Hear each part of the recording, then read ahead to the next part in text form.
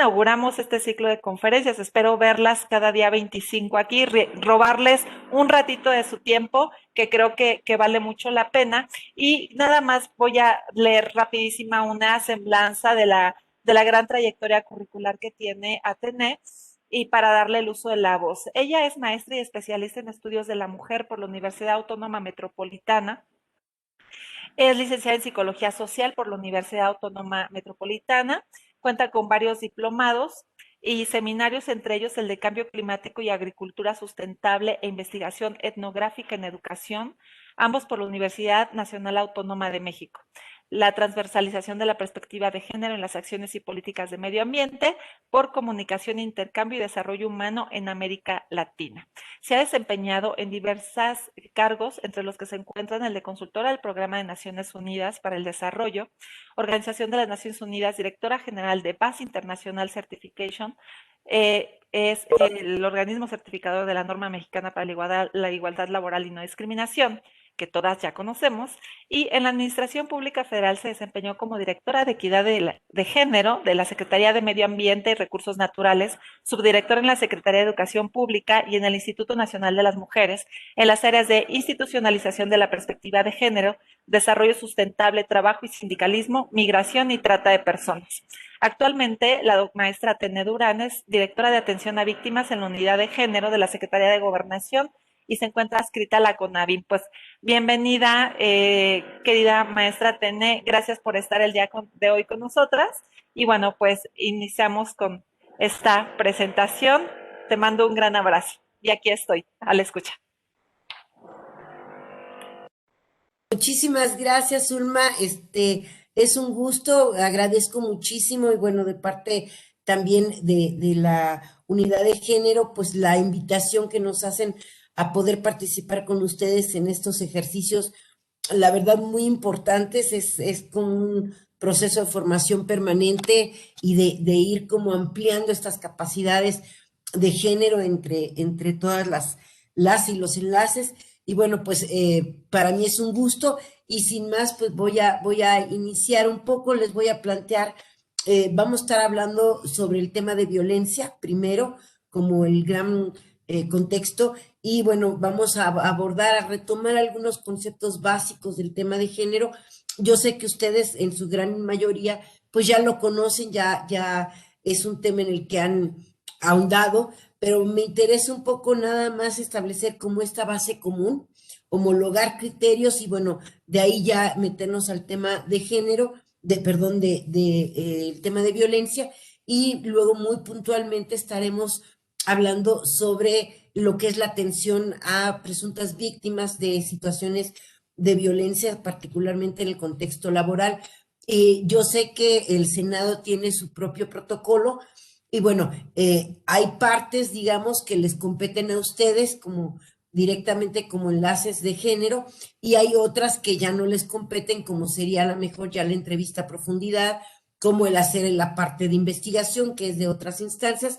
Sin embargo, me parece que es muy importante que ustedes tengan como el panorama completo de lo que implica la atención a víctimas en esta situación y que, bueno, pues poco a poco irlo como precisando. eh, de ahí ustedes van a identificar con claridad cuál es el tramo de responsabilidad que les toca en este proceso y como decía, que puedan tener la película completa, ayuda mucho para el momento en que ustedes puedan dar la orientación a quienes se acerquen y decirles exactamente, bueno, qué va a ir pasando en todo este camino hacia la atención, tanto en la parte procedimental como en la parte de atención que se les va a estar proporcionando. Entonces, bueno, siéntanse con la total libertad de, en el momento en que quieran hacer alguna pregunta o algún comentario, estoy como en esa, eh, digamos, en esa lógica, porque me parece que aún a través de este escenario virtual retroalimenta mucho el poder escucharlas y que esto vaya también ayudándonos pues a afinar o a puntualizar o a orientar lo que les estoy presentando. Entonces, bueno, sin más, les voy a iniciar por compartir la pantalla.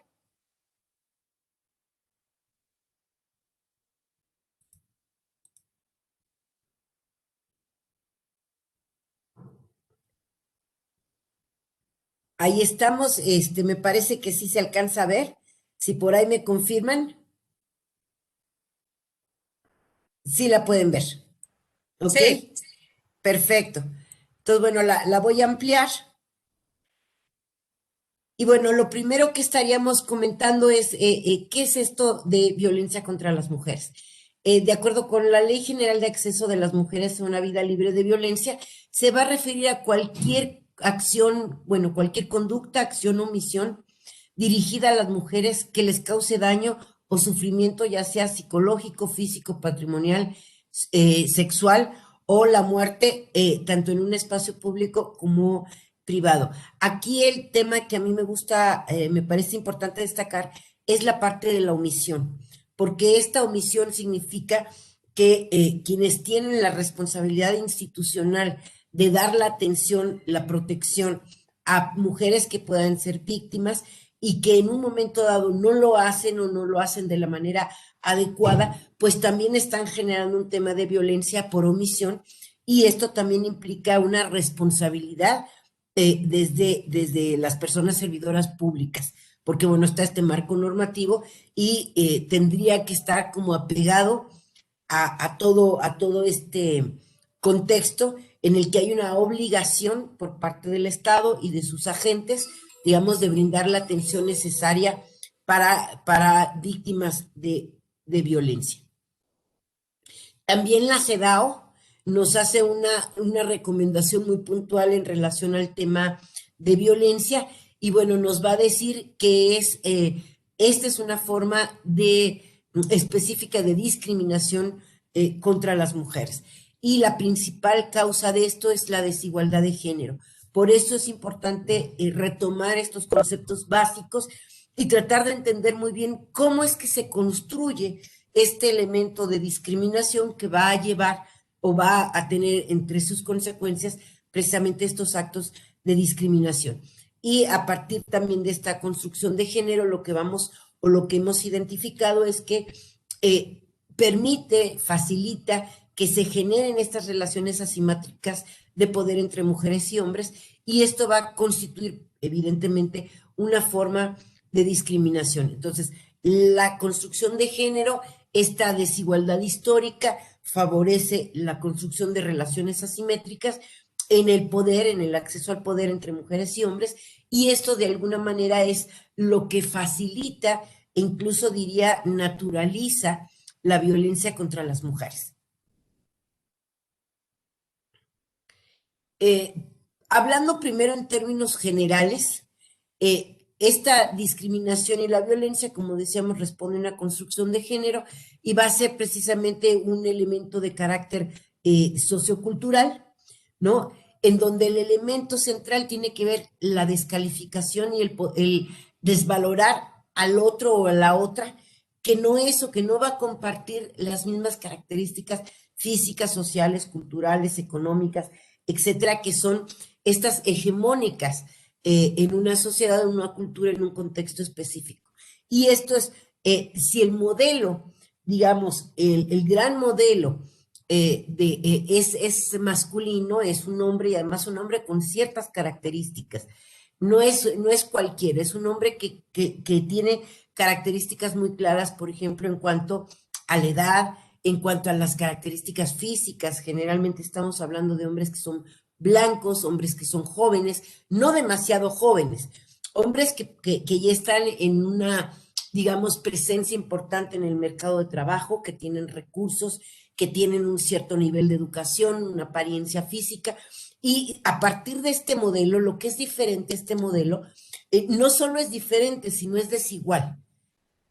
Y esto es lo que da como un poco el arranque, digamos, de estas consideraciones de distinta valoración en lo que las personas son. Entonces, evidentemente, la contraposición es lo femenino. Las mujeres serían como la parte contraria. Recuerden ustedes que con mucho en esta identidad de género se construye siempre en contraposición del otro. Entonces, van a tener como, o vamos a tener como mujeres características distintas y no solo distintas, sino diferentes o desiguales a los hombres. Y también otros hombres en comparación con este modelo, pues también van a tener una situación de desventaja. Podemos reconocer, por ejemplo, a las personas de la comunidad LGTB, ¿no? Que por definición, si en el modelo es heterosexual, pues todas aquellas personas que toman una identidad de género distinta, pues también va a verse como disminuida o desvalorizada. Igual hablamos de pueblos, de personas con características raciales distintas o indígenas o personas con discapacidad, es decir, la diferencia que hay en relación con este modelo hegemónico es lo que va a justificar, digamos, esta mirada diferente y de desvalorización hacia quienes son o no comparten las mismas características. Y aquí, bueno, pues un poco están atravesados los temas de los prejuicios, los roles, los mitos, los propios estereotipos de género y otros muchos, en donde vamos a encontrar cuestiones como las creencias religiosas, esto de apariencia física, la condición económica, la discapacidad, la diversidad sexual, el estado civil, el origen étnico, la edad, y todo esto además filtrado por el lente de género. Y aquí más adelante sería como precisar esta lógica de la interseccionalidad, que es un poco lo que vemos ahí.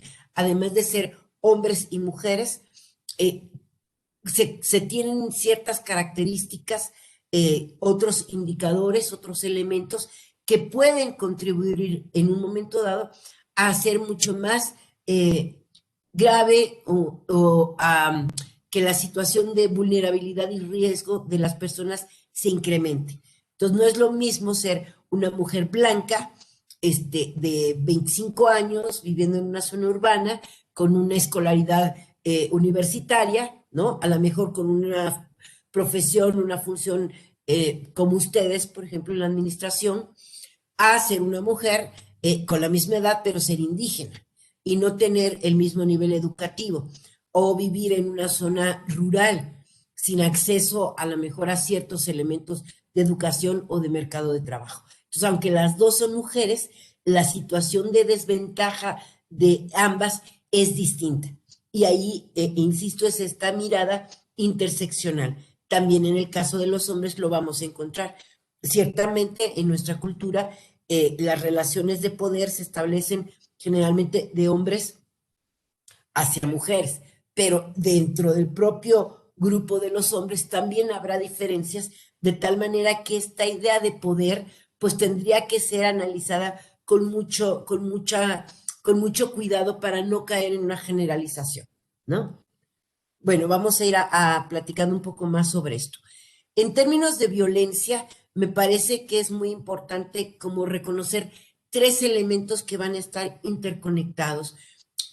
Primero es esta, digamos, expresión de la violencia directa que podemos reconocer muy fácilmente en lo cotidiano cuando se ve, digamos, esta violencia física, cuando hay un acto de hostigamiento, de acoso sexual, cuando hay un tema de discriminación, puede ser muy directo, muy evidente. Pero esa violencia directa, a su vez, está sustentada en dos elementos. Uno es cultural y otro es estructural. En la parte cultural, esta violencia va a ser menos visible y se va a expresar a través de ciertas actitudes, roles, estereotipos que van a legitimar la violencia directa y a su vez la violencia estructural. Aquí, en este tipo de violencia, digamos, es tan sutil pero tan fuerte que las propias víctimas que viven una situación así justifican en un momento dado a la persona que les ha agredido. Por ejemplo, si hablamos de un tema de violencia doméstica, si la pareja llega y golpea o ejerce sobre ella, digamos, un tipo de violencia psicológica, descalificando su persona, su función, su actividad, la víctima, en este caso la mujer, acaba por cuestionarse si ella fue la causante de esta violencia porque no lo atendió, porque no preparó la comida, porque no estaba arreglada o, digamos, dispuesta a atender sus necesidades, cualesquiera que éstas fueran. Entonces, el peso cultural que le determina el mandato a las mujeres, por ejemplo, de ser sumisas o de estar atendiendo las necesidades de la pareja o de la familia, va a ser tal que va a permitir que justifique la violencia que se ejerce contra ella porque ha transgredido una especie de norma social, cultural. No sé si logro explicarme, igual me comentan, me regreso. Y la violencia estructural, que también está interrelacionada con esto, también es una violencia que no vamos a ver tan fácilmente, pero sí se va a expresar o va a fomentar, a facilitar como el piso, digamos, estas estructuras organizativas en las que incluso institucionalmente se puede favorecer la continuidad de estas prácticas. Se va a negar, digamos, este ejercicio pleno de derechos o se va a dificultar el acceso a ciertos beneficios, a ciertas oportunidades y también va a estar permeado por elementos culturales. Hoy vemos cambios muy importantes en nuestra sociedad, como el que hoy esté esta paridad de género, por ejemplo, en las cámaras. Pero el hecho que se hayan tenido que generar leyes y mecanismos para garantizar esta participación, precisamente es para combatir estas condiciones estructurales que eliminaban la participación de las mujeres en los procesos políticos. Sin embargo, vemos que existe esta violencia política que de una u otra forma, aun cuando hay una norma o hay un procedimiento, sigue tratando de filtrar desde esta parte un poco cultural elementos que van a obstaculizar el pleno ejercicio de los derechos de las mujeres.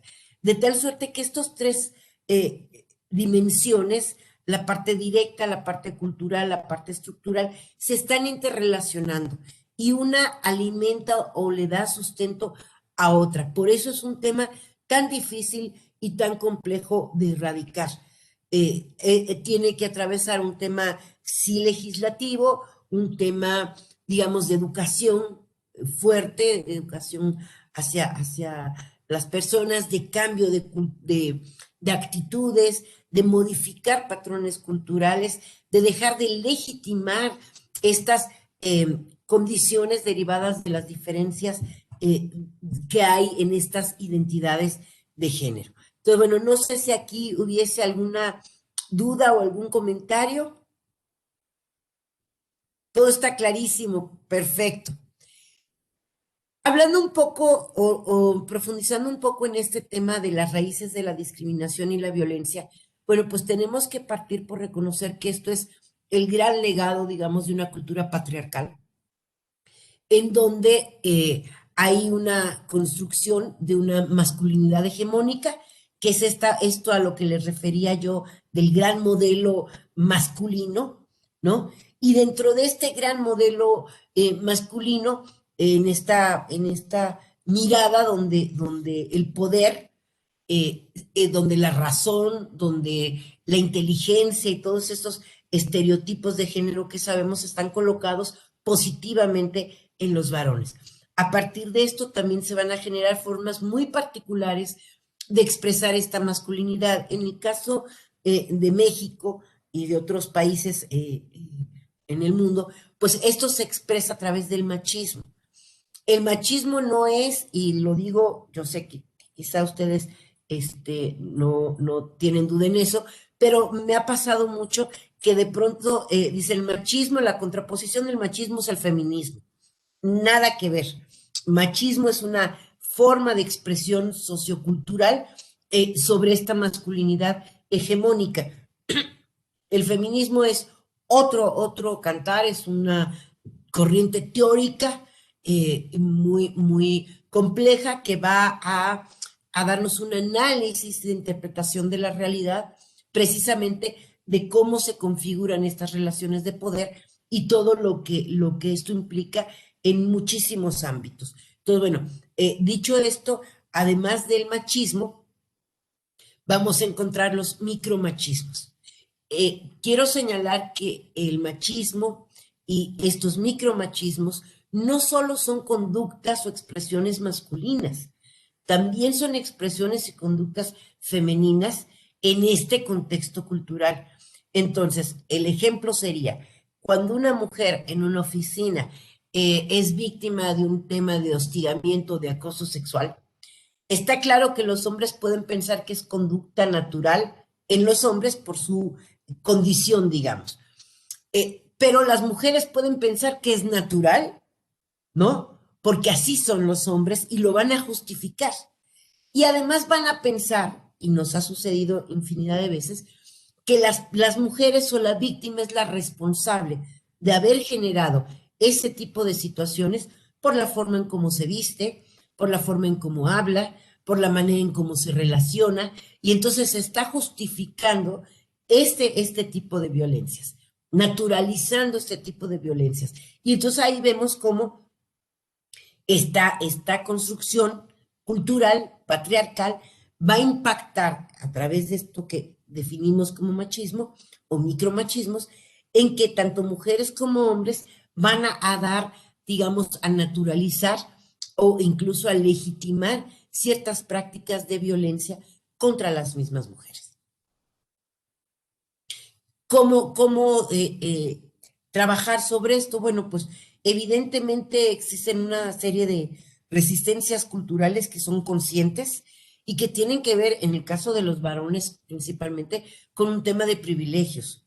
Esta cultura hegemónica mm, patriarcal le ha concedido a los varones una serie de privilegios y de prerrogativas que no comparten las mujeres y que de pronto son difíciles o es muy difícil renunciar a ellas, como el saberse los poseedores del poder o de la razón o del conocimiento o simplemente del tema de la libertad, por ejemplo, en materia sexual, la libertad de movimiento, el poder ir y venir a cualquier hora y en cualquier lugar y la verdad, eh, enfrentar situaciones sí de riesgo, pero muy distintas a las que viven las mujeres. Entonces, bueno, esta idea, y digo idea porque siempre sostengo que alguien les vendió a los varones la idea de que eran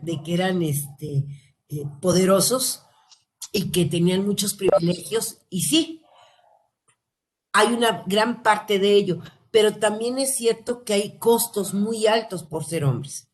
El costo del ser hombre es todo un tema de discusión que se ha abordado mucho desde la masculinidad o nuevas masculinidades o masculinidades emergentes, porque bueno, ser hombre por un lado tiene este tema de libertades, pero también tiene costos muy altos. Y hablando solo como ejemplo en el tema de libertades, pues dentro de la población carcelaria que hay en nuestro país, cerca del 92% está compuesta por hombres. Entonces, bueno, qué tanto poder tienen, qué tanta libertad tienen cuando este elemento nos dice que esta forma de ser hombres conlleva precisamente un riesgo de perder la libertad y un riesgo de vivir en la violencia, ¿no? Como víctimas, pero también como perpetradores de esta violencia. Y bueno, también existe, y esto es la gran tarea que hay desde las instituciones públicas, pues la falta de conocimiento, la falta de formación para reconocer precisamente esta construcción de género y los altos costos que tiene para mujeres y para hombres y cuáles son las conductas que tendríamos que estar transformando culturalmente para romper estos ciclos de violencias, digamos, interminables hasta ahora. Querida Tania, También, yo tengo una pregunta sí, claro. y quiero que me compartas tu opinión. ¿Tú consideras, ves posible o real que podamos modificar, reeducar o cambiar este tipo de roles o estereotipos que reproducen el machismo? O sea, ¿consideras, por ejemplo, que desde las instituciones se logre este cambio? Tiene que ver con un tema muy individual y muy interiorizado, y tiene que ver también con la voluntad del servidor o de la servidora pública. Pero ¿consideras que esto es real? O sea, ¿se puede lograr de alguna manera? Eh, Mira, a mí me parece que es un proceso difícil, que es un proceso muy lento, es cierto, pero si miramos retrospectivamente, a lo mejor del 53, cuando se inicia la participación política de las mujeres en México, con todo lo complejo que haya sido y las historias que hay detrás de todo esto, y lo vemos ahora, a 70 años prácticamente, los cambios son significativos. Sí hay nuevos elementos como esta violencia política que antes no se expresaba o no tan contundentemente, pero sí hay cambios. Y cuando hablo de las instituciones, sí, ciertamente son instituciones públicas, pero no solo las instituciones públicas. Hablamos de estas instancias socializadoras, como la familia, por ejemplo, que también es una institución, eh, la propia iglesia, que hoy vemos también ciertos elementos en cambios de discursos que pueden ser interesantes. Me refiero a que estos cambios no solo son un proceso de sensibilización, no solo son un proceso de cambios normativos, la propia dinámica social lo va marcando. El que las mujeres participen hoy más en los mercados de trabajo, el que cada vez tengan mayores niveles educativos, que se estén incorporando a espacios donde antes solo había hombres, por ejemplo, el ejército o la industria petroquímica, o las matemáticas, la ciencia, la tecnología. Esto generalmente lo que va a traer como consecuencia es que se van modificando estas estructuras o estos roles o estos estereotipos en su conjunto, de tal suerte que las mujeres que hoy están educando, hombres y mujeres que están educando hoy a sus hijos e hijas, lo están haciendo desde una experiencia de vida distinta, ¿sí? Entonces, bueno, cuando la familia, el hijo o hija ve que la madre es el sustento económico, ajá, cuando ve que el padre asume roles antes femeninos y que ahora los ve como naturales, como preparar la comida, como llevarlos a la escuela, como lavar los platos, como, ajá, estos elementos van a generar un cambio. A lo mejor no es tan visible todavía, pero sí lo van a transformar. Entonces me parece, y para no alargarme un poco en ese sentido, me parece que sí es posible, aunque es un proceso lento, y que tiene que ver, insisto, no solo con una cuestión cultural, sino también económica. Tiene que ver con una cuestión de desarrollo. Y bueno, esto poco a poco nos va marcando la pauta. Estados Unidos estrena su primer mujer vicepresidenta, y esto es un mensaje muy importante para la sociedad en Estados Unidos, como ya se ha dado en Inglaterra, como se ha dado en Alemania, y entonces, bueno, esos elementos en su conjunto son los que facilitan un cambio lento pero consistente, me parece. Entonces, bueno, no sé si te pude responder bien, Zulma. Sí, claro que sí. Ok. Muchas gracias. Ok, bueno, a nivel inconsciente, que es también esta dificultad, es estos arquetipos, este inconsciente colectivo, que van a representar los recuerdos de una cultura, es decir, cómo se hacía antes, cómo se vivía, y un poco tomándolo como un paradigma o como un modelo que está en el inconsciente. Entonces, la primer tarea, yo creo, en este proceso de reeducación y de cambio es hacer conscientes estos elementos y además poder identificar los procesos de cambio que se están viviendo y poder reconocer además el costo-beneficio de la estructura actual de este sistema de sexo-género, ¿no? No es combatir a los hombres, ni a las mujeres en este sentido, es sumarlos un proceso reflexivo de reconocer lo que significan estas construcciones para unos y para otras, ¿no? Y bueno, también estará este elemento de imaginario colectivo que va a recurrir mucho al tema de los mitos y los símbolos, y que van a funcionar sí como una mente social colectiva. Estos elementos son digamos, los que articulan la expresión de esta masculinidad hegemónica llamada machismo. Entonces está muy imbrincado lo que sería lo inconsciente, y en ese inconsciente es donde duermen los estereotipos, es donde duermen los mitos, donde duermen todo este tema de los roles naturales de las mujeres. Y en la parte consciente es donde los vamos a expresar, ¿no? Ya asumidos, ya aceptados, ya legitimados como naturales, ¿no? Aquí, bueno, recapitulando entonces, diríamos que esta violencia contra las mujeres tiene que ver pues con esta acción o omisión basada en el género, que era lo que decíamos al principio que señalaba la Ley General de Acceso de las Mujeres a una vida libre de violencia. Y en género, bueno, ustedes lo saben perfectamente, hablamos de esta construcción social que va a determinar estas características, recursos, valores, estereotipos y roles que se van a atribuir a las mujeres y a los hombres a partir de las características físicas que hemos denominado como sexo. Entonces, esta construcción es la que va a ser la base de la discriminación, de la subordinación, de la desigualdad contra las mujeres y, por supuesto, de la violencia. Y tiene dimensiones. Y aquí yo me regreso precisamente a lo que comentaba con Zulma. Comentábamos. ¿Se puede cambiar? Sí. Se ha cambiado también, porque hay una dimensión histórica. Al ser una construcción cultural, es factible su modificación, como se van transformando otros elementos sociales. Y tiene que ver con una parte, con el devenir histórico, con cómo se van interrelacionando otras variables demográficas, económicas, educativas, políticas, y también va a tener una dimensión espacial, ¿no? Los cambios, aquellos países, por ejemplo, que tienen mayor nivel de desarrollo, pues son los países en donde la discriminación y la exclusión de las mujeres y de muchos otros grupos es menor.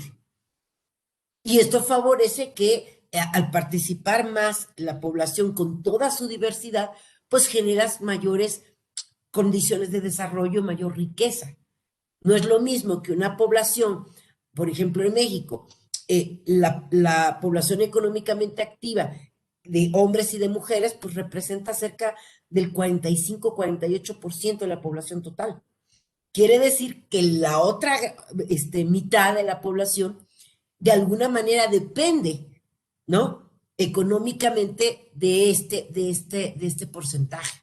Y si ahí le sumas que hay muchas personas que se incorporan a trabajar en condiciones de mucha marginalidad, bueno, pues la posibilidad de generar bienestar y desarrollo, pues se va acotando. Entonces, imaginen eso a gran escala.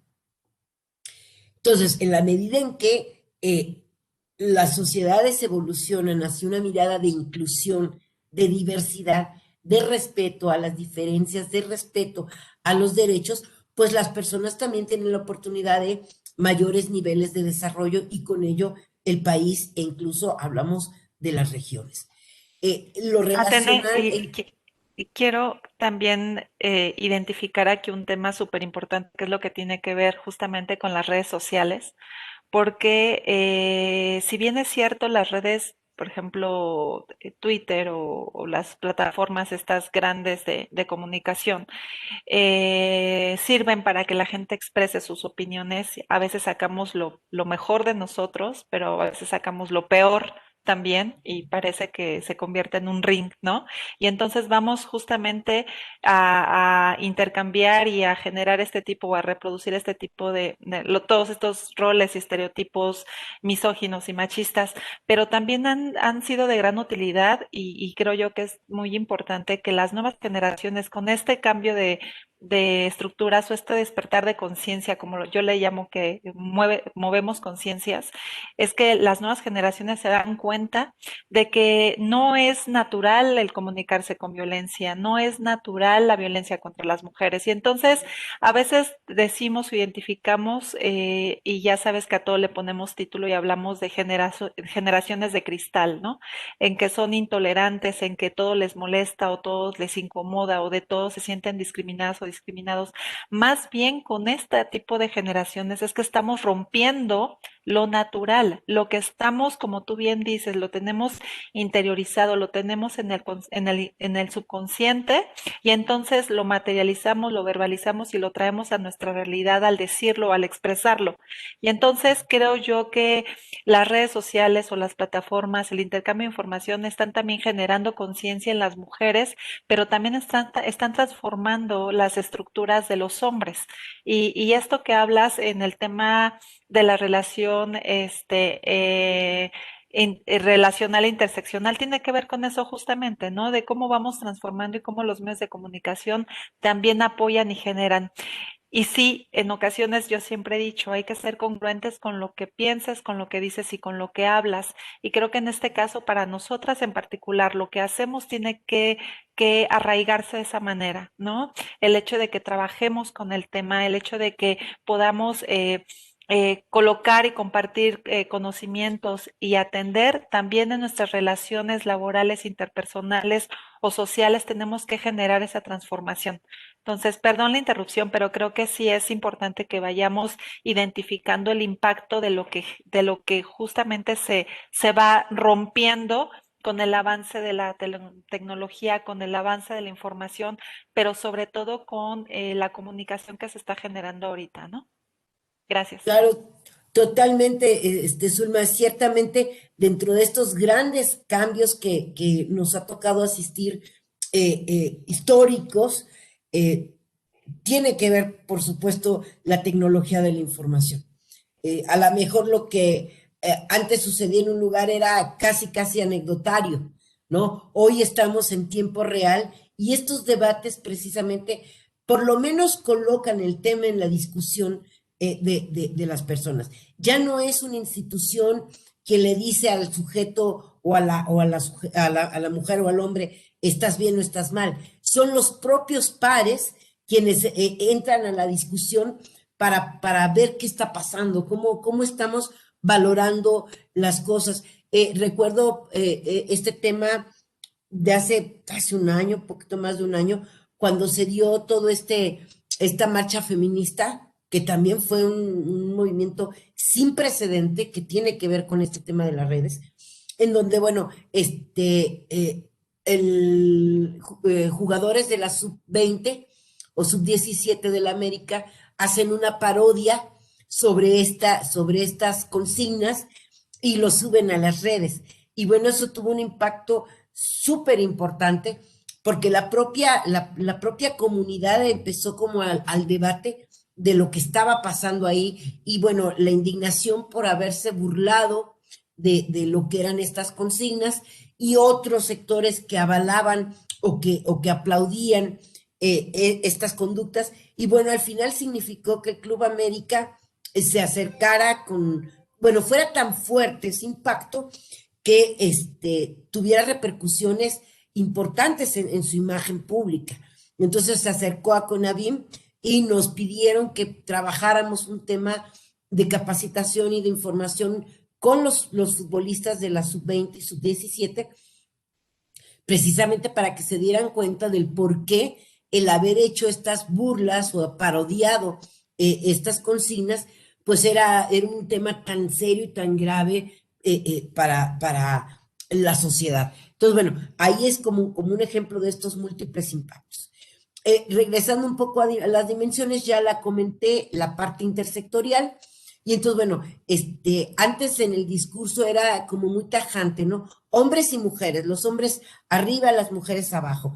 Hoy los discursos tienen que ser analizados desde esta múltiple mirada interseccional que dice sí, pero depende, sí, pero cómo. Y nos ayuda porque además rompe mucho con un discurso revictimización, ¿sí? Es un discurso en donde incluso el tema de violencia puede volverse algo como muy manoseado, ¿sí? Hay que analizarlo de manera más fina. Ser mujer no es igual a ser víctima. Y entonces las mujeres también tenemos que hacer un trabajo ahí y sí reconocer cuando hay un elemento que vulnera nuestros derechos y cuando es necesario como replantearse el papel que tenemos, ¿no? Bueno, entonces yo creo que aquí en estos conceptos básicos creo que es más que suficiente. Y entonces, bueno, nada más retomaría como dentro de este sistema sexo-género, cómo es esta construcción de estas relaciones de poder. Eh, no es solo un tema de ser mujer o ser hombre, es en dónde nos encontramos. Entonces, hay como esta confrontación también de un espacio público con un espacio privado. Una, Querida una Tene, perdón la interrupción. Tenemos un cuadrito en donde aparece la flechita que quita parte del texto y muchas de quienes nos acompañan a veces toman fotito. Y yo te quería preguntar si podemos moverlo. No, sí, exactamente. Listo. Gracias. sí, sí, sí, sí, perdón. De todas maneras, para que no se preocupen por esa parte, la presentación la tiene Rosy y por supuesto que compartida con ustedes para que sobre ella pongan, hagan, tachen y anoten todo lo que les parezca necesario, ¿eh? No, no, no hay problema. Entonces, bueno, decía que hay que entender pues que no es solo la condición de ser mujer o ser hombre, sino hay que reflexionar también en los espacios que ocupamos, como la parte pública o la parte privada. Estas relaciones de poder, porque también están presentes en el ser para sí o el ser para otros. Aquí no me meteré mucho en esto por cuestiones de tiempo, pero también es interesante ver desde este ser para los otros atribuido a las mujeres, cómo tenemos dos elementos. Una parte que sí tiene que ver con la subordinación, tiene que ver con digamos, ponderar el beneficio o el bienestar de otras personas sobre el propio, pero también hay un tema de ejercicio de poder de una manera distinta. Hay una forma de control a través de esta idea de la atención al otro que es interesante de explorar, ¿no? Lo planteo porque sí me parece importante ir como desmitificando muchos eh, elementos que hemos dado en el discurso, dado como ciertos, ¿no? O sea, el que los hombres tengan poder no quiere decir que las mujeres no lo tengan de una manera distinta. Si los comparamos con los hombres en ciertos espacios, como en lo público o lo privado, pues a lo mejor nos brincan más estas diferencias, pero habría que, dentro de cada espacio, hacer una reflexión particular. Pero bueno, también esta parte de lo productivo y lo reproductivo, el sí reconocer que socialmente hay una mayor valoración a lo masculino porque está asociado precisamente a lo público y está asociado a lo productivo. Entonces, lo femenino aparece asociado a un tema privado, a un tema que no genera riqueza y a un tema, digamos, muy en la parte reproductiva. Y no solo reproductiva biológicamente, sino reproductiva socialmente, ¿no? Es la reproducción de la vida cotidiana. Entonces, cuando comparamos estos elementos, claro está que sí hay una valoración distinta, pero también la podríamos encontrar hoy por hoy en estas relaciones de género, en estas identidades, si comparamos una mujer que está en el espacio público, que genera riqueza, que toma decisiones, ¿no? Frente a una mujer que está en un espacio privado, que aparece como dependiente económica y que se dedica a la parte, digamos, reproductiva cotidiana en el hogar. Aquí también va a haber una relación de poder y también se puede generar un tema de violencia. Y esto me parece o lo planteo porque cuando reconocemos situaciones como el acoso laboral, o incluso el acoso o el hostigamiento sexual, no son conductas que se den solo de hombres a mujeres. También vamos a encontrar que se pueden expresar de mujeres a hombres, de mujeres a mujeres, o de mujeres hacia hombres, y llámese bolas, pero bueno, es un tema en donde no hay una dirección única, y particularmente estas conductas pues tienen que ver con un tema del poder, del ejercicio del poder. Entonces tenemos que reconocer cómo se van a construir estas relaciones para ver cuándo, y es importante, si estamos frente a un hecho de hostigamiento, acoso sexual o acoso laboral y discriminación. Entonces, bueno, terminaría diciendo que todos estos elementos pues son los que van a constituir estas relaciones de poder desiguales, y por tanto van a favorecer, en particular, hablando aquí de esto, de la violencia contra las mujeres. ¿En dónde Y lo vemos? perdona, Sí, Tene, y fíjate que, por ejemplo, ahorita que estamos meramente en un ámbito legislativo, también se ejerce otro tipo de poder, porque en ocasiones hay acoso entre iguales o hay un tema de discriminación entre iguales, pero se hace uso del poder de la relación política. ¿No? Que en muchas ocasiones en el ámbito de la administración pública se da, pero en el sistema parlamentario se da muchísimo. El hecho de que quien ejerce ese poder sea el hombre o la mujer por ser amiga, conocida, cercana a tal personalidad política, pues también es un poder heredado que también juega un importante papel aquí. ¿No? Nosotros nos hemos enfrentado a situaciones y seguramente en los congresos también, en los cuales el hecho de que la mujer sea la agresora y sea cercana a cierta personalidad política, pues eso muchas veces genera superioridad, ¿no? Malentendida y malinterpretada por la víctima. Y eso hace que se quede callada o callado, que no diga y que soporte y que aguante el tema de la discriminación o el acoso o cualquier circunstancia que se da. Entonces, nada más quería puntualizarlo porque sí es muy importante este tema de relaciones de poder, pero también existe que no necesariamente tiene que hacer tiene que haber una superioridad jerárquica o un encargo público superior, simplemente el hecho de este poder heredado o identificado como propio que se ha utilizado para cometer la violencia se da muchísimo en el ámbito legislativo. sí, sí, bueno, pues esa es otra forma precisamente de ejercicio del poder, ¿no? Y al final me parece interesante lo que planteas, porque entonces nos ayuda a entender que las cosas no son tan lineales, no son tan blanco y tan negro, no están como que solo el bueno o la buena o el malo, no. O sea, no podemos seguir pensando la realidad desde una visión tan maniqueísta, ¿no? Tiene que haber como estos elementos mucho más finos de análisis. Y bueno, pues yo creo que eh, con estos elementos pues ya nos queda mucho más claro, o un poco más claro, el tema de cómo se articula el género en estas relaciones de poder. Y bueno, aquí nada más haría como recorrido muy rápido sobre los diferentes modalidades y tipos de violencia de género que vamos a estar reconociendo. Y bueno, evidentemente estas modalidades tienen que ver con los espacios en donde se lleva a cabo esta violencia, la familiar, la de pareja, la comunitaria, la docente, la laboral, la institucional, y por supuesto la violencia feminicida, que sería la forma más extrema de violencia, en este caso muy concreto contra las mujeres.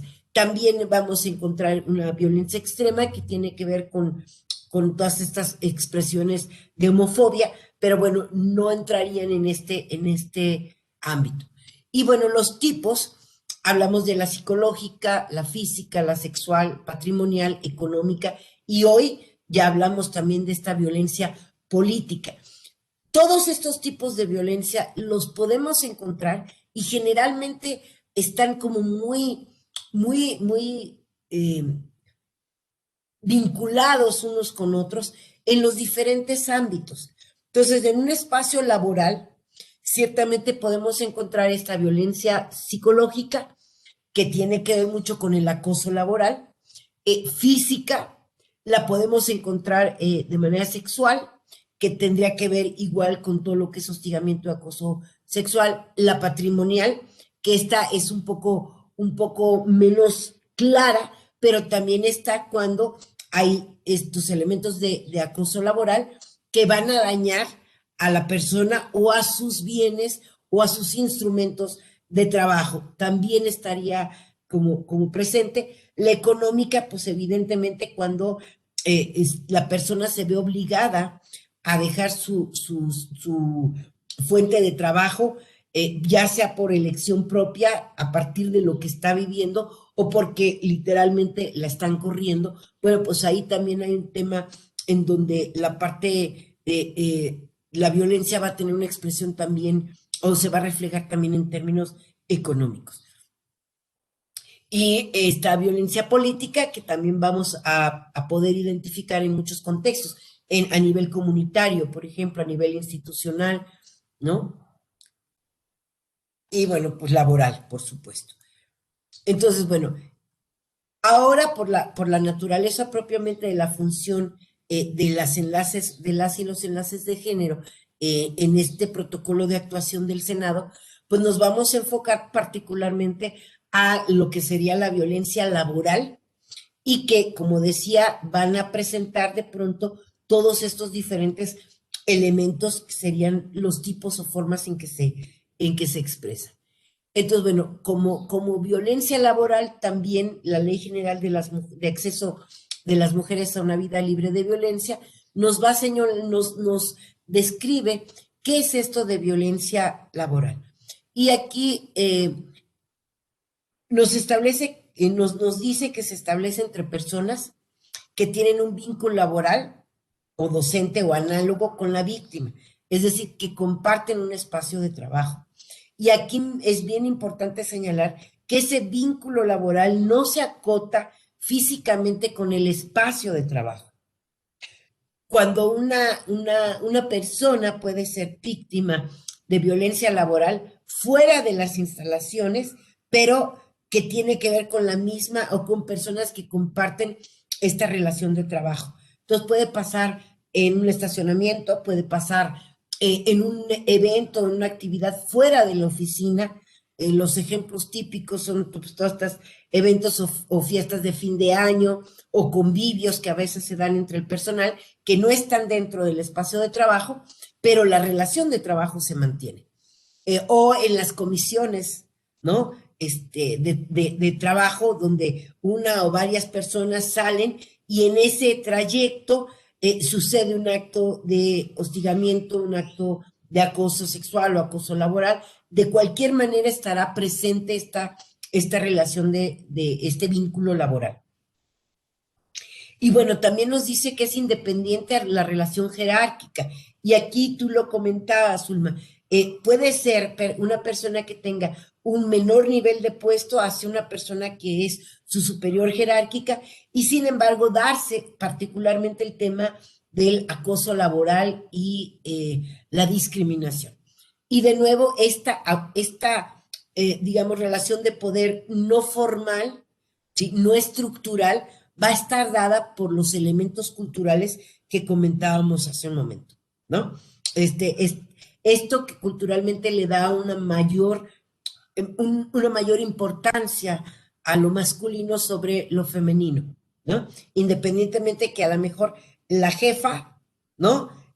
Tenga un equipo de personas, hombres que son subordinados a ella, puede ser que estos compañeros, uno o varios, ejerzan un acto de violencia hacia la mujer precisamente porque esa mujer está, digamos, transgrediendo de alguna manera estos supuestos, tanto conscientes como inconscientes, que se tienen sobre la condición de las mujeres, ¿no?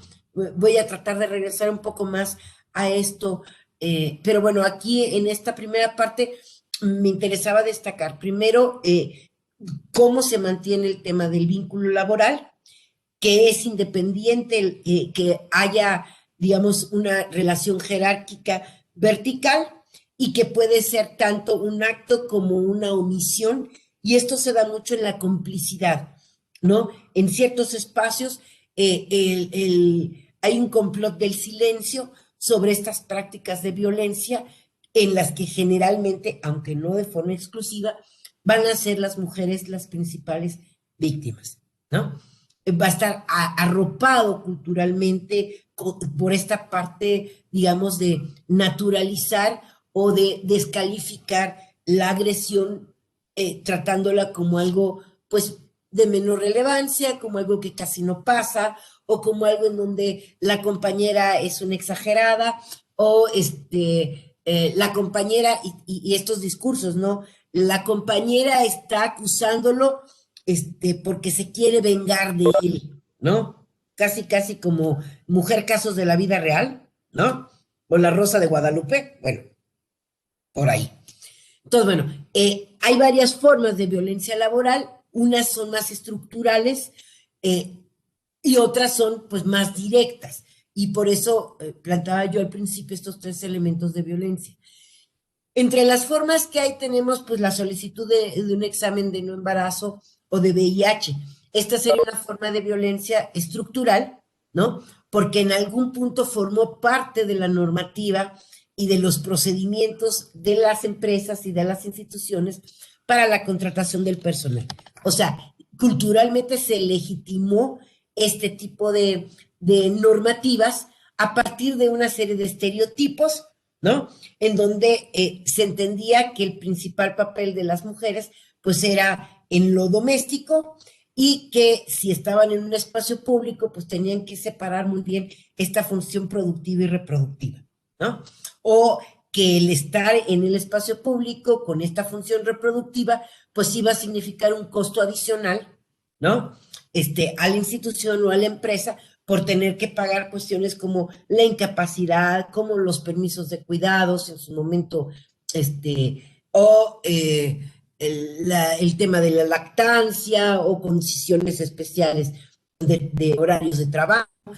Todos estos elementos decían, para evitarme problemas de contrato, si tú me demuestras que no estás embarazada y además en la entrevista tú me confirmas que no tienes interés, incluso eso se plasmaba en los contratos, no tienes pensado, considerado embarazarte en los próximos 5 años o casarte en los próximos 5 años. Entonces, bueno, este tipo de cosas afortunadamente ya prácticamente es algo que no sucede en la administración pública, ya está muy, muy normado, aunque todavía hay algunas empresas, sectores donde permanecen.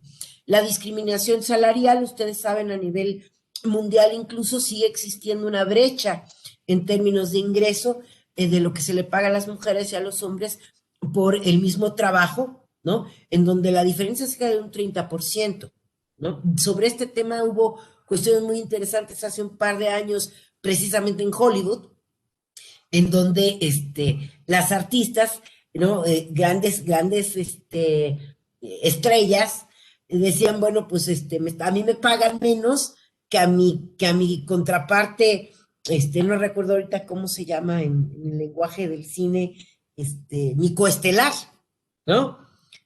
Le pagan más porque es hombre. E incluso decían, yo he sido la estelar y gano menos que mi coestelar, porque soy mujer. Entonces, bueno, esto es porque prácticamente en todos lados y en todos los ámbitos todavía encontramos estos elementos que tienen su raíz en cuestiones, insisto, de carácter muy, muy, muy cultural. La segregación ocupacional, en donde vemos grandes concentraciones de mujeres en ciertos sectores y grandes concentraciones de hombres en otros. Donde hay hombres, generalmente son sectores que son mejor pagados, que tienen más reconocimiento social, que tienen como más relevancia que la de las mujeres. Las mujeres están muy asociadas al tema de los servicios, por ejemplo, la docencia, el turismo, la parte, digamos, de funciones administrativas. y en el caso de los hombres más asociada a temas duros, a ciencias duras, como decíamos, a la parte como, de explotación del petróleo, de ciertos recursos naturales, ¿no? Entonces, bueno, está muy clara esta segregación, tanto vertical, que sería estos diferentes ámbitos, como horizontal. Y horizontal es al interior de la propia instancia, sector o institución, en donde vemos que conforme se vuelve más alto el nivel de puesto, la participación de las mujeres disminuye. Hacia abajo, sobre todo en los niveles administrativos, hay una gran participación de mujeres y va disminuyendo la participación de los hombres. Y bueno, la discriminación en la adquisición de capital humano es una forma de discriminación que va a favorecer que los hombres se sigan capacitando. Y no es porque lo tengan establecido solo como una norma, sino que las condiciones en las que se generan estos espacios de capacitación todavía están con muchos sesgos de género. Entonces, los espacios, los tiempos, las formas, a veces obstaculizan que las mujeres puedan participar, ¿no? Entonces, aparentemente, pues las mujeres no se inscriben porque no les interesa, pero en realidad no lo están haciendo porque siguen, digamos, asumiendo una doble carga entre lo productivo y lo reproductivo que les quita la oportunidad a lo mejor de poderse preparar. El ejemplo es si hay, no sé, a lo mejor la posibilidad de ir a tomar un diplomado fuera del país, pues los hombres con la pena es en mijita, ahí te dejo con los niños y nos vemos, ¿no? Y una mujer no le dice al marido, mijito, ahí te dejo con los niños y nos vemos. Es mucho más difícil, entonces son oportunidades que las mujeres van dejando pasar. Estos elementos son estructurales y son cuestiones que tienen que ir cambiando también a partir del tema de política pública, pero también a partir de elementos normativos, ¿no? De ir cerrando como los espacios para evitar la incidencia de estas conductas. Finalmente tenemos el hostigamiento y el acoso sexual, que es en el que nos vamos a enfocar, y el acoso laboral. Lo voy a comentar solo muy rápido por las precisiones, porque además el tiempo se nos va y nos hace falta abordar toda la parte de atención, pero sí quería como señalarlo. En el tema del hostigamiento sexual, lo que vemos es una relación vertical de quien tiene un mayor nivel de puesto hacia una persona que le es subordinada. Puede darse, como decíamos, de hombres a mujeres, de mujeres a hombres, de mujeres a mujeres o de hombres a hombres. Pero aquí la identificación tiene que ver con esta relación vertical, jerárquica, formal. En el tema del acoso sexual, las conductas son las mismas, pero no existe una relación de subordinación formal. No es necesariamente de un jefe hacia una o jefa hacia una persona subordinada. Aquí se va a dar de abajo para arriba y se va a dar entre pares, ¿sí? Personas que tienen el mismo nivel de puesto, que están en la misma nivel de función, o de alguien que es de un menor puesto hacia una persona que le es su superior jerárquica. Estas conductas las vamos o se presentan mucho precisamente en los espacios que son más masculinizados. Cuando una mujer asume un puesto, digamos, de mayor rango y tiene a su cargo un grupo amplio de personal que puede ser operativo, pero constituido principalmente por hombres, se presenta mucho esta forma de acoso sexual. Aquí, bueno, las conductas van a estar presentes tanto en el hostigamiento como en el acoso sexual y tienen que ver con conductas, elementos de carácter sexual. Aquí solo habría como, digo, ustedes seguramente ya se lo saben, tienen que ver con desde la parte de imágenes, el dicho, las exposiciones a imágenes de carácter sexual, los piropos, los comentarios con carácter, con elementos de carácter digamos, sexual también, las miradas, las burlas, esta insistencia de invitar a la persona a que acepte ciertas pretensiones de carácter sexual, pero todo esto forma parte evidentemente del hostigamiento y del acoso sexual. Aquí lo importante es que ustedes deben distinguir que hay tres conductas en particular que solo corresponden al hostigamiento sexual. ¿Cuáles son? Las promesas sobre recompensas o beneficios por aceptar estas invitaciones o acercamientos de carácter sexual. Las amenazas que van a afectar de manera negativa en la situación laboral de la persona y los castigos o el maltrato en el área de trabajo o que te asignen actividades que no corresponden a tu ocupación o a tu perfil de puesto, el congelamiento o la descalificación. ¿Por qué? Pues porque estas tres conductas solo pueden ser ejercidas de quien tiene la autoridad o el poder para hacerlo institucional o estructuralmente. No pueden ser de abajo para arriba, ni pueden ser entre iguales. Tiene que haber aquí sí una clara relación jerárquica que va a responder a estas situaciones. Las otras, como el contacto físico no deseado, la presión física, incluso el intento de violación, el maltrato físico, los golpes pueden, igual que las otras, ser dadas en una relación, en una situación de hostigamiento o en una relación de acoso sexual. Ok. Aquí hay algunos elementos, no me voy a detener en ellos, ustedes van a tener la presentación, que es más bien estos temas de algunas resoluciones de la Suprema Corte de Justicia, precisamente en relaciones al tema, en relación al tema de hostigamiento sexual, ¿no? Y nada más importante que no necesariamente implican un tema de contacto físico. Y aquí a veces tanto las víctimas como quienes son, como las personas agresoras, como que lo encasillan en este punto. O sea, el que te miren o el que te insinúen o el que te digan no es un tema de hostigamiento, acoso sexual. Sería solo si te tocan, solo si hay un acercamiento físico. Y eso es totalmente falso. Aún las miradas, aunque es muy difícil ya, digamos, entrar en un proceso sobre estas conductas cuando se expresan de esta manera, bueno, aunque sea de esta manera, sí constituyen formas de hostigamiento sexual. También nos dice la Suprema Corte que es, bueno, sí, una forma de violencia hacia las mujeres y puntualiza el tema del abuso del poder sobre esta idea de la supremacía masculina, que es un poco lo que he estado tratando de compartirles hace un momento.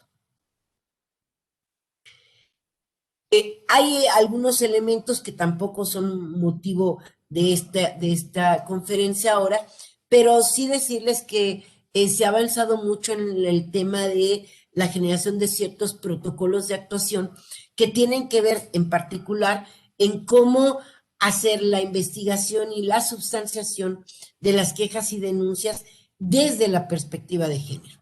Porque aquí quienes hacen esta función tienen que ponderar una serie de elementos, de criterios, para que esta investigación o esta atención a las quejas vaya libre precisamente de prejuicios, de estereotipos o de estos elementos culturales que favorecen en un momento dado la permanencia de conductas como estas.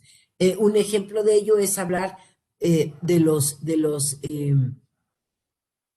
estos que son como categoría sospechosa, que hablan, que se refiere a ciertos grupos que de entrada, si la persona que presenta la queja pertenece a uno de estos grupos, es como el foco rojo para decir, aguas porque aquí esta persona que pertenece a este grupo, que les digo, lo definen como de categoría sospechosa, son grupos que históricamente han vivido una situación de mayor vulnerabilidad, de mayor riesgo frente a estas situaciones de violencia y entonces es como el acento que tenemos o que hay que dar. Por ejemplo, si se pertenece a la diversidad sexual o si es una madre soltera, por ejemplo, dices aguas, porque esta sola condición ya es una situación de vulnerabilidad frente a posibles situaciones de agresión. Y entonces, bueno, estos protocolos son muy importantes porque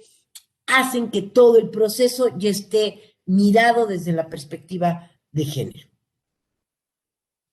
En el caso del acoso laboral y la discriminación, también hay protocolos particulares. Uno de ellos lo propuso la CONAPRED en su momento, y bueno, esto es para los comités de ética.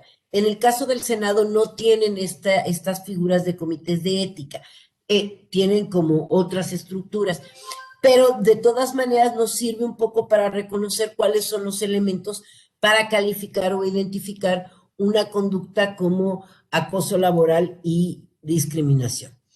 En este tipo de conductas va a darse, como decíamos, en todas direcciones. Va a ser, sí, desde una relación jerárquica de una persona que tiene un mayor puesto o nivel de puesto hacia una persona subordinada, se va a dar entre pares y se va a dar de una persona subordinada a una persona que le sea superior y jerárquica. Entonces, la podemos encontrar descendente, horizontal o ascendente. Y bueno, aquí cómo se define solo para efectos. Muy importante reconocer que debe ser sistemática y recurrente a lo largo de un tiempo, ¿no? Se puede dirigir a una o a varias personas que forman parte de estos grupos, ¿no? Que decía yo hace un momento, pueden ser mujeres bajo ciertas condiciones, personas con discapacidad, personas de la comunidad LGTB, indígenas o que tienen rasgos indígenas y que, bueno, o ciertas características físicas que las pueden hacer sujetas de situaciones de discriminación. También, bueno, reconocer que igual que como en el caso del hostigamiento sexual y el acoso sexual, tienen graves consecuencias para la persona y que es a nivel, digamos, directo, pero que también va a afectar el entorno de trabajo. También va a tener un peso importante en el clima laboral, porque va a generar estas condiciones que, bueno, finalmente van a impactar en la productividad, van a impactar, digamos, en la forma en cómo se establecen las relaciones al interior de los espacios de trabajo y todo lo que ello, pues, podría como implicar en términos de la comunicación o de la existencia de muchísimos conflictos. Rosy, no sé cómo vamos de tiempo. Todavía tenemos como 15 minutos para dar paso a preguntas y respuestas. Madre Santa. Bueno, me voy rapidísimo. Aquí, bueno, para la parte de la atención, para la parte de la atención a víctimas, un elemento bien importante tiene que ver con la comunicación, en cómo vamos a establecer, cómo vamos a entender, cómo vamos a generar esta comprensión sobre lo que la persona que está viviendo quiere expresarnos, cómo la estamos recibiendo, y en este filtrado es muy importante que se haga una, digamos, autoevaluación para ver también cómo son estos machismos, estos micromachismos que puedes tener incorporados y que pueden afectar, digamos, cómo interpretas o cómo respondes frente a la información que te está proporcionando una posible víctima de violencia en el contexto laboral. Y aquí plantearles que hay como varios elementos importantes para considerar en lo que sería la comunicación. Primero, en comunicación efectiva, que tiene que ver con transmitir un mensaje para que digamos, cumpla con los objetivos esperados del emisor hacia el receptor. Eh, ¿Cómo le estoy diciendo las cosas? ¿Cómo estoy explicando las situaciones para que la otra persona me entienda con claridad? La intención al final es evitar que se presenten situaciones o distorsiones en la interpretación de la información o de este mensaje. Cuando hablamos de una comunicación eficaz es que se logre el objetivo en términos también de calidad y del resultado de cómo se lleva, cómo se expresa y cómo se recibe el mensaje, cómo logramos, digamos, transmitir la información para que se entienda con claridad y que de alguna manera favorezca que las personas, en este caso, cuando se trata de una víctima, entienda, sepa exactamente qué es lo que ustedes van a hacer, cómo las van a atender, cuál es la situación que están viviendo, cuáles son las opciones que tiene para a lo mejor recibir atención desde una vía administrativa, una vía laboral, una vía penal. Entonces, la comunicación eficaz significaría que la persona logra tener la información necesaria que le va a ayudar a una buena toma de decisiones. Y esto significa, a su vez, que ustedes son capaces de transmitir este mensaje. Aquí la parte de la comunicación asertiva sería cómo se utiliza esto que se define como inteligencia emocional para que todos los elementos que están rodeando la comunicación estén alineados. Hace un rato decía Zulma, lo que digo, lo que pienso, lo que hago, un poco en esta alineación. Esto nos ayuda a no dar mensajes, digamos, contradictorios que van a dificultar precisamente la comprensión de la información que estamos dando, ¿no? No podemos estar frente a una persona que está viviendo una situación a lo mejor de crisis derivada de una situación de violencia y decirles que es muy importante lo que nos está diciendo y al mismo tiempo estar viendo el celular o estar tomando notas porque nos interesa mucho lo que está diciendo, pero rompemos la parte de la comunicación o el contacto visual y entonces el mensaje que estamos dando es que no es tan relevante lo que nos están diciendo. Y bueno, en la comunicación afectiva, perdón, se va a hacer énfasis en los aspectos emocionales. Es ser capaz de esto que dicen, ponerse un poco en los zapatos de esta otra persona, en donde sí podemos reconocer el dolor, la angustia, la preocupación, el temor que está viviendo la persona, y somos empáticas. Y esto no quiere decir que se van a sentar a llorar junto a ella, porque entonces ya no la van a ayudar, ya no la van a escuchar, ya no van a lograr, digamos, un adecuado manejo de la información. Entonces, es un punto preciso en donde eres sensible a lo que la persona te dice, pero al mismo tiempo mantienes esta objetividad y esta capacidad, digamos, de aislar algunos elementos para poder tener una buena estrategia de comunicación. Perdón que ya estoy corriendo. El tema de la empatía, bueno, creo que ustedes ya lo conocen, no es un tema nuevo, es un poco lo que les comentaba de poder comprender los sentimientos, las emociones que tiene la otra persona, pero experimentándolas de manera objetiva y racional. Porque si nos dejamos ir, si pasamos este límite, pues entonces vamos a necesitar que alguien más nos atienda a ustedes y a la víctima, ¿no? Aquí es importante señalar que para que una persona pueda tener efectivamente establecer una buena empatía con la presunta víctima o con cualquier persona en nuestras relaciones cotidianas, pues es muy importante que tenga un autoconocimiento importante de sí misma, un tema de una autoestima y también de autonomía. O sea, si no trabajamos sobre nosotras, es muy difícil poder dar una buena respuesta.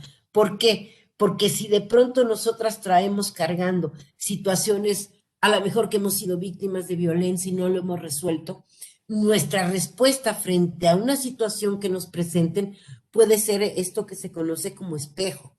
Y entonces de repente nos estamos poniendo en el lugar de la víctima y reaccionamos y empezamos con cuestiones como dar nuestra opinión sobre el tipo, la tipa desgraciada que te está acosando.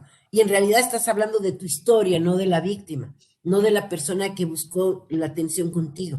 Entonces, si no tenemos claros estos elementos y no conocemos en dónde estamos paradas, no sabemos un poco nuestra parte interna, pues a lo mejor no vamos a poder tener esta objetividad ni esta inteligencia emocional que se requiere para poder establecer una comunicación que efectivamente sirva al propósito de orientar y de apoyar a la presunta víctima en la situación que está viviendo. Entonces, esto como el tema de género son temas personales, parten de ustedes, del sujeto hacia el entorno. No es un tema solo que se aprenda como discurso o como un tema metodológico nada más.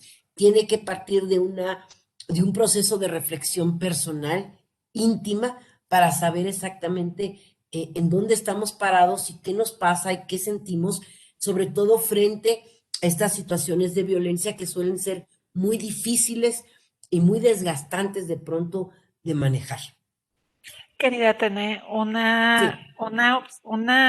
un comentario y creo que es muy oportuno de una vez plantearlo, porque sé que estamos ahí con el tiempo un poquito encima.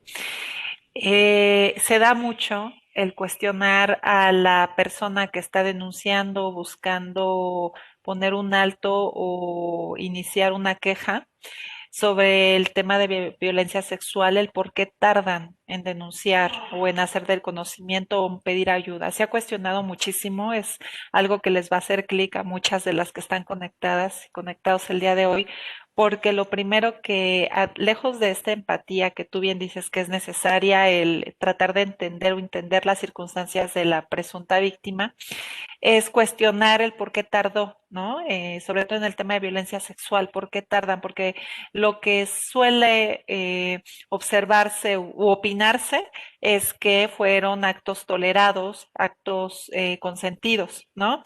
Y que se desconoce que hay todo un proceso de empoderamiento y de autoidentificación como víctima de la víctima para poder lograr dar ese paso, ¿no? Entonces, sí es muy recurrente, hemos tenido casos en los cuales se le pregunta a ella el por qué permitió que avanzara, el por qué toleró, el si andaba incluso saliendo con él, o creo que es muy recurrente este tipo de circunstancias y queda perfectamente en lo que tú dices, ¿no? El entender, el ponernos en sus zapatos, pero ¿por qué ocurre esto? No sé si pudieras comentarnos el por qué una víctima trata, más bien tarda en denunciar, qué es lo que la limita o qué es lo que la frena, que lo entendemos perfectamente, pero tomando en consideración que están enlaces de género aquí, conectados y que también tenemos equipo de la Contraloría Interna del Senado de la República,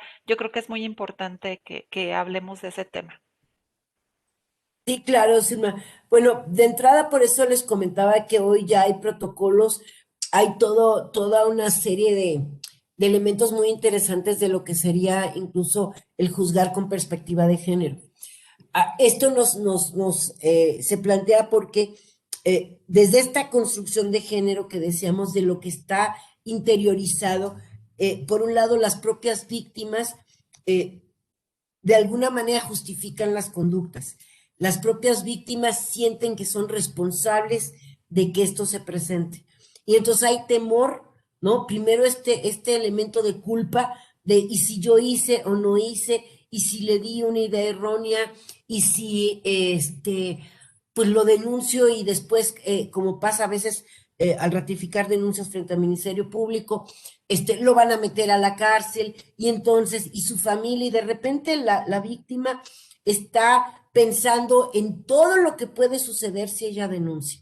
Y hay temor, esa es una parte, hay culpa, pero también hay miedo a las represalias que pueda haber, sobre todo si existen estas relaciones jerárquicas.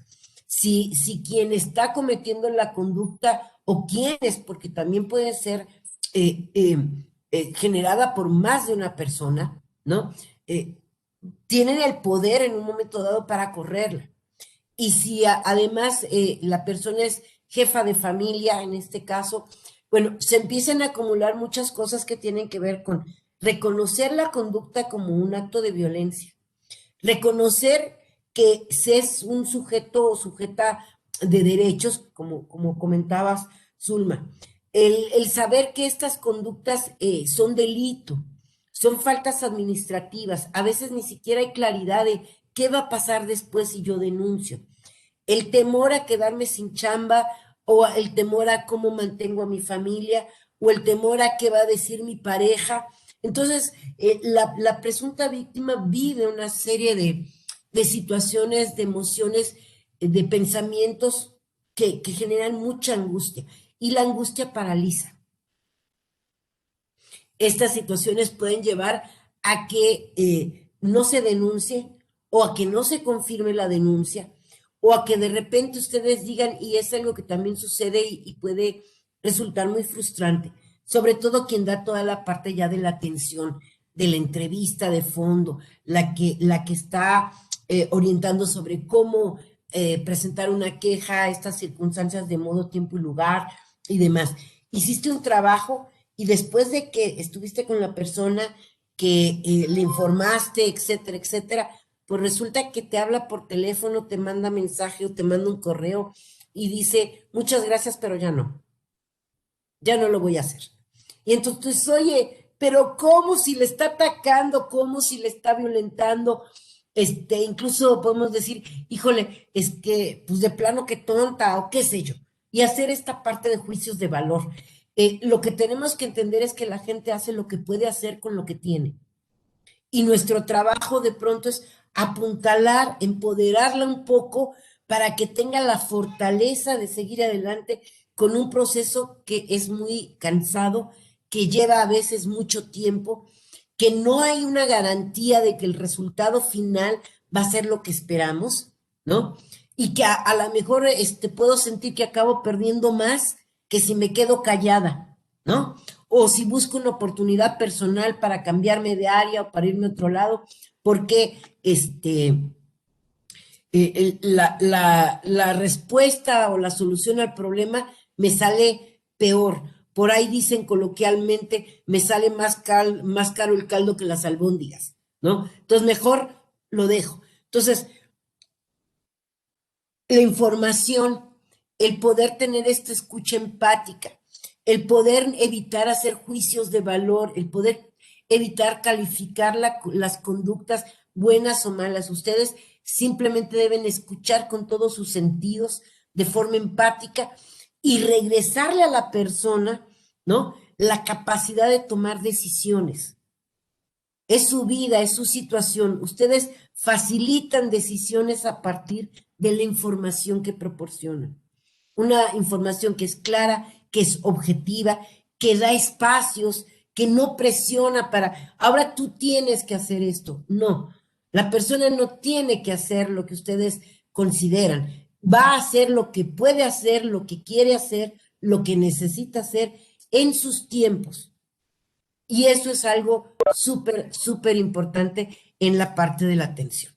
Y bueno, aquí un poco hablando de estas etapas que tiene que ver la atención que van a proporcionar, tenemos varios momentos. Primero son las consideraciones previas.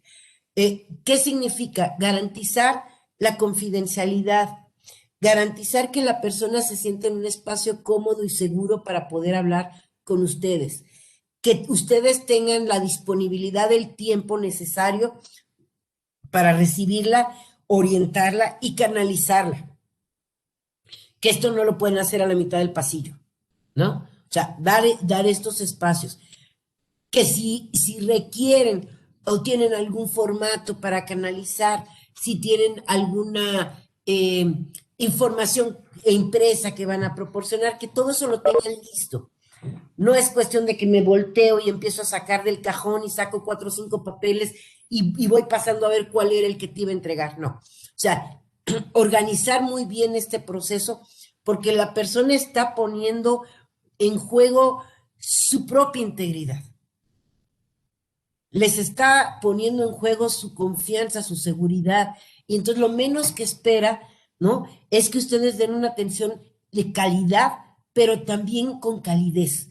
Y eso significa, insisto, estar pendiente de lo que esa otra persona puede necesitar, estar con la atención puesta al 100%, tener una buena comunicación verbal y también esta comunicación física para que el mensaje que demos es lo que tú estás diciendo es importante.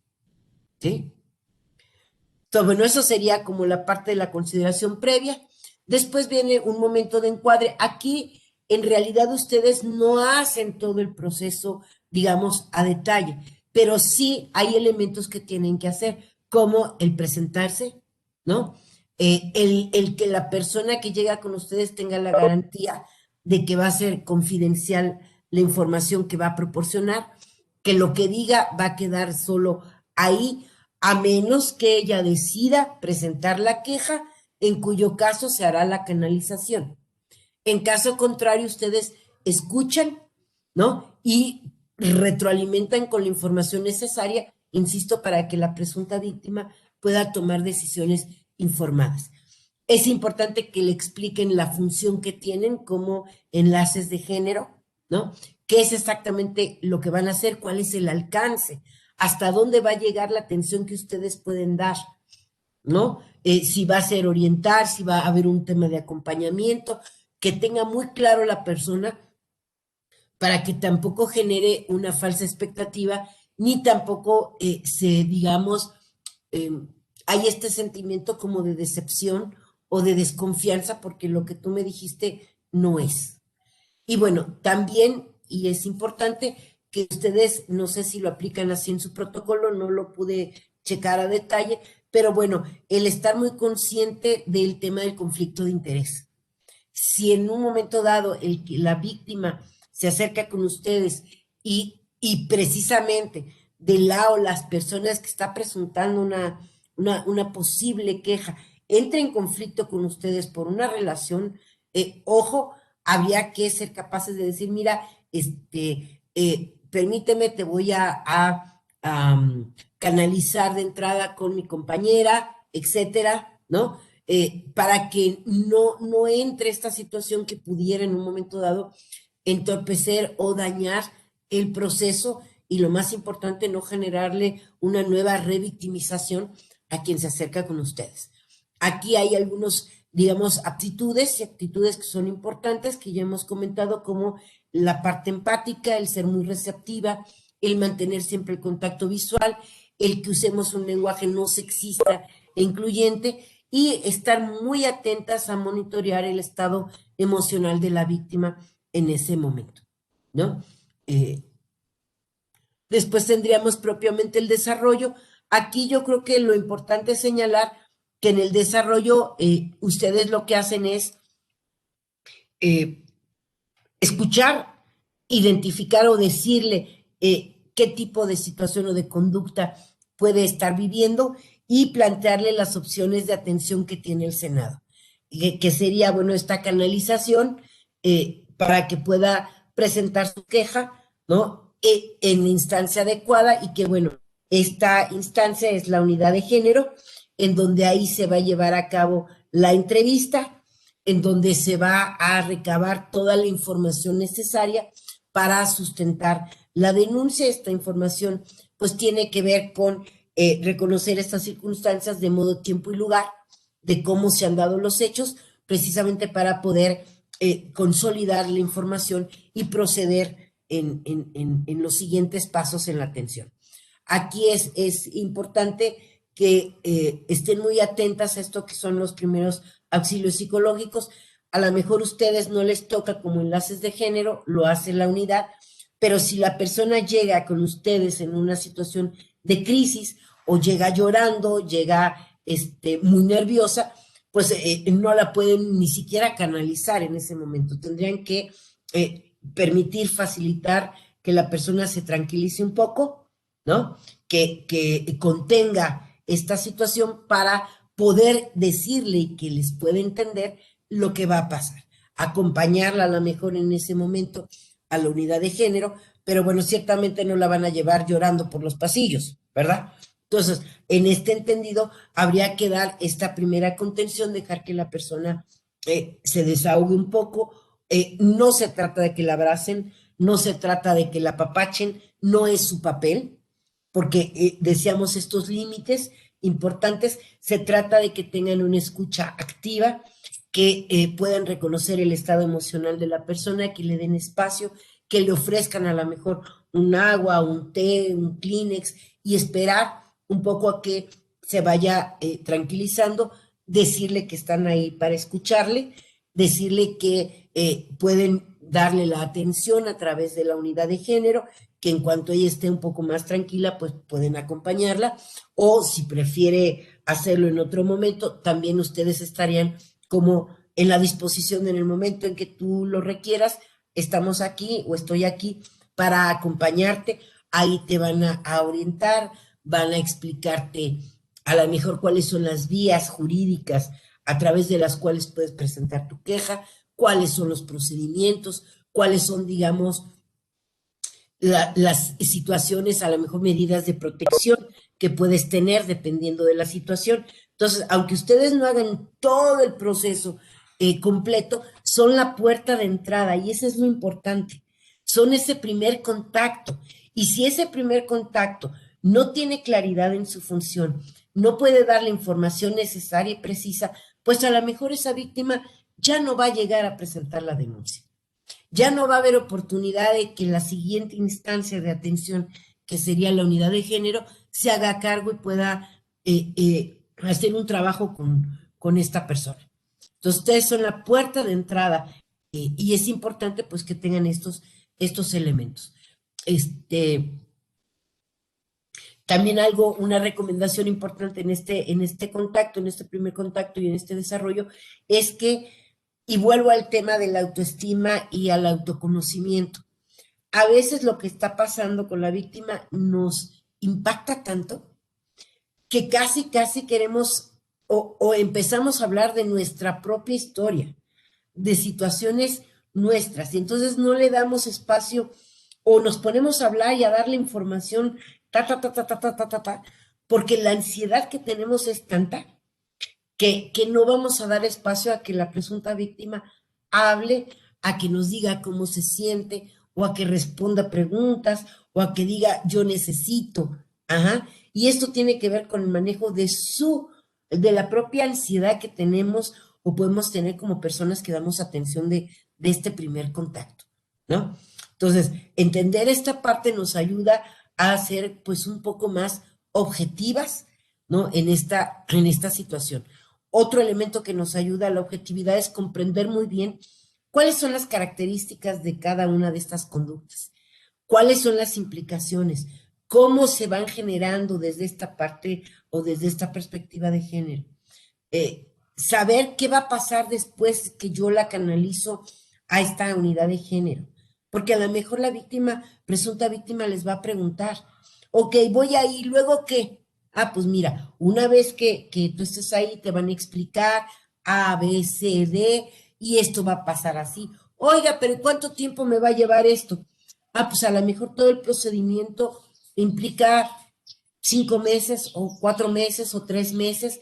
Y si son casos especiales por ahí que también tienen en su protocolo, pues a lo mejor la situación es más compleja y tienen que haber medidas de protección temporales para garantizar su integridad y también tienen que hablarles sobre acciones de autocuidado que pueda hacer la persona para disminuir o atenuar los riesgos frente a la situación que están viviendo. Entonces, la clave tiene que ver, yo resumiría, por una parte, en que ustedes tengan como un mayor conocimiento sobre sí mismas, ¿no? Que hagan este ejercicio de reflexión y por el otro lado un mayor conocimiento del procedimiento y de la forma en cómo pueden dar la orientación, ¿no? En este sentido, en el desarrollo tienen que asegurarse de dar la información necesaria para que la persona pueda tomar decisiones. No pueden atiborrarla de información porque entonces hay un punto y además bajo el estrés que está la persona que ya no va a asimilar lo que ustedes están diciendo. Entonces, dosificar la información, dar la información necesaria respondiendo a las solicitudes, a la demanda que nos está pidiendo la propia persona Y bueno, tener esta facultad, esta capacidad de tener la escucha activa, empática, pero al mismo tiempo como objetiva. Y bueno, esto es un poco a lo largo del desarrollo de la atención, que tiene aquí varios elementos. Muchos de estos no les tocan a ustedes, ¿no? Quizá le toca ya a lo que es la unidad de género, pero pueden ustedes revisarlo y tener como en esta parte de una observación también atenta, ver un poco cómo están las condiciones que tiene la víctima. Por ejemplo, si ustedes de entrada identifican ciertas condiciones de vulnerabilidad o de riesgo que la propia víctima reconoce en sí misma o que ustedes están viendo, porque esto puede ser un poco parte de lo que ustedes retroalimenten en el momento de hacer la canalización, ¿no? Quizá tengan en algún punto que explicar o por lo menos dar algunas pistas de por qué está pasando esto. Es importante que la persona sienta la tranquilidad de saber que no es culpable, de que no se le está culpabilizando por esta situación, que no fue responsable de haber alentado este tipo de conductas y que además tiene todo el derecho, digamos, de ser atendida, que hay leyes, que hay marcos normativos que la van a proteger y que en el ejercicio de sus derechos. Entonces, como bajar esta parte de angustia, como ayudarle un poco a entender que eso que pasó tiene que ver con un contexto cultural, con un ejercicio del poder, con un tema de relaciones de género y que esto dio como consecuencia estas conductas que violentan sus derechos. O sea, las personas cuando llegan en esta situación, siempre hay esta pregunta de ¿por qué? ¿Por qué pasó esto? ¿Por qué me lo hizo? ¿Por qué me lo hace? ¿No? Siempre está como la necesidad que tenemos de entender qué ha sucedido para llevarnos a esta situación. Entonces, si tienen elementos para darle esta primer contención, esta primer nivel, digamos, de explicación, va a favorecer mucho que dé el siguiente paso y que llegue efectivamente a la instancia que va a ayudarla pues en el proceso de articular pues toda la queja, de integrar información, de ir un paso más allá en el proceso de atención.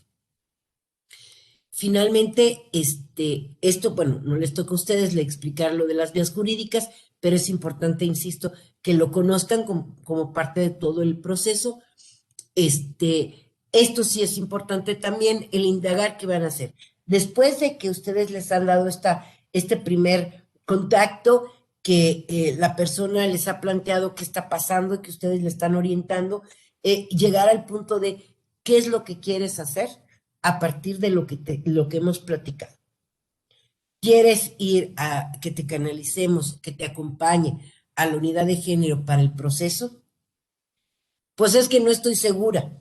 Bueno, no pasa nada, toma tu tiempo, yo estoy aquí y con gusto en el momento en que tú lo decidas, yo puedo canalizarte. No es que no quiero presentar la denuncia porque me da miedo. Bueno, mira, lo que te puedo sugerir es, aunque no presentes la denuncia, es que vayas a la unidad de género, porque ahí te pueden apoyar un poco para ver qué medidas de protección pueden darse para que no estés en riesgo, ¿no? Para disminuir esta situación de riesgo.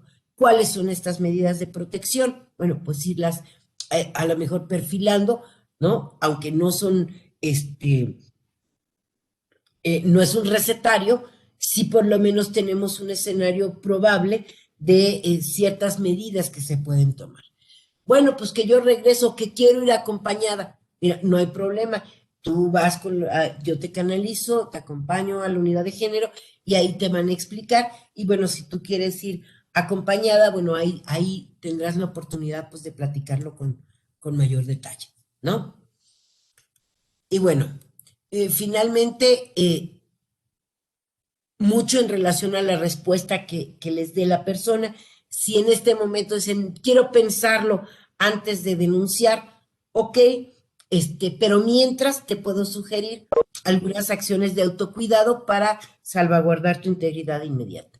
Por ejemplo, no te quedes tarde en la oficina, no te quedes sola, cambia tus rutinas de salida o de entrada, no te vayas por el mismo lugar o busca a lo mejor la posibilidad de salir acompañada, dependiendo del caso que les hayan planteado, de la situación. Bueno, ¿qué puede hacer la persona para disminuir riesgos?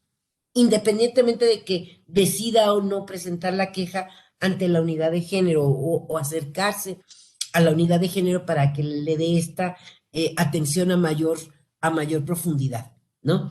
Al final, es importante también que ustedes, por un lado, recuerden que quien toma las decisiones siempre tendrá que ser la presunta víctima, que tengan claro que la información que proporcionaron fue suficiente y fue adecuada, que la persona se sienta tranquila con la confidencialidad de la información que se manejó en la sesión con ustedes, en esta reunión con ustedes, y que hayan aclarado todas las dudas y sobre todo verificar que se haya entendido la información. ¿Por qué es importante verificarlo? Porque acuérdense que la persona llega en un estado emocional alterado y eso a veces dificulta la comprensión o la retención de la información. A veces se nos hace bolas todo y de repente ya no nos quedó claro algo y vamos un poco con esta mala información. Entonces, darnos un tiempo, un momento, un espacio para preguntarle si todo lo que le hemos dicho le ha quedado claro, si no necesita que le repitamos algo más para que se vaya con esa tranquilidad. Y bueno, en el cierre, finalmente, importante agradecer la confianza que la persona está poniendo en ustedes, ¿no? Está exponiéndose al estar ahí, está exponiendo su intimidad. Ya no se Entonces, ve la bueno, diapositiva, querida Silvia. sí, voy.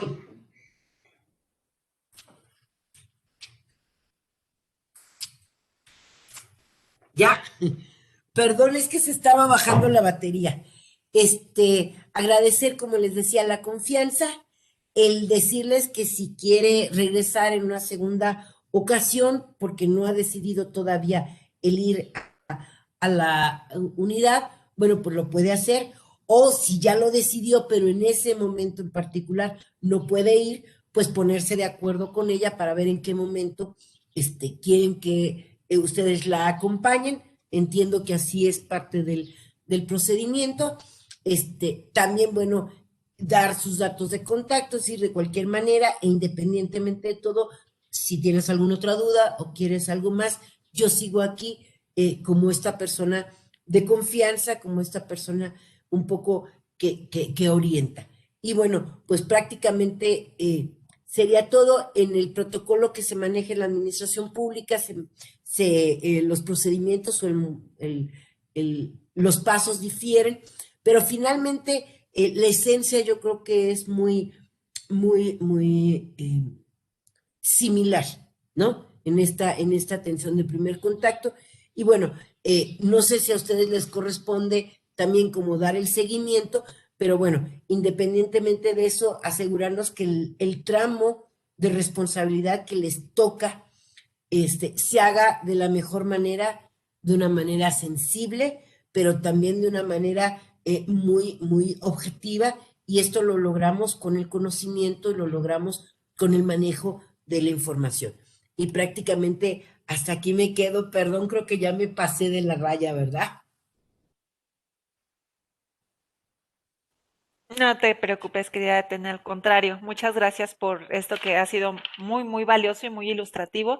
Yo quiero preguntar si hay alguna pregunta, participación que por ahí tengan, alguien que quiera comentar algo.